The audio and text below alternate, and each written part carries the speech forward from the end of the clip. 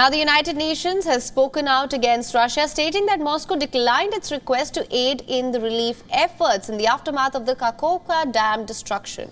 Yes, now earlier the UN had urged Moscow to act in accordance to their obligations under the International Humanitarian Law, while Moscow maintains that its allegations against Kyiv, the death toll from the flooding and the fallout of the attack keeps rising.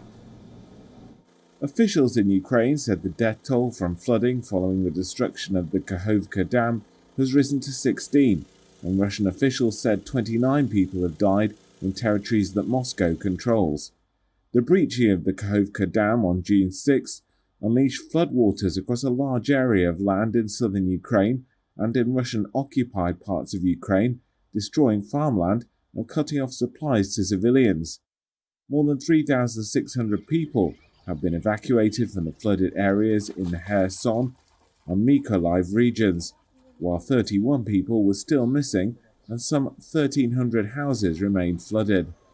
That's according to Ukraine's Interior Ministry. Here in Holopristan, a city in Russian-controlled Ukraine, volunteers were seen pumping floodwater out of homes on Saturday. This woman says her only hope is God. We don't put our hopes in any of the authorities, she says. Ukraine accuses Russia of blowing up the Soviet-era dam under Russian control since early days of its invasion in 2022. A team of international legal experts assisting Ukraine's prosecutors in their investigation said in preliminary findings on Friday it was highly likely the collapse in Ukraine's Kherson region was caused by explosives planted by Russians.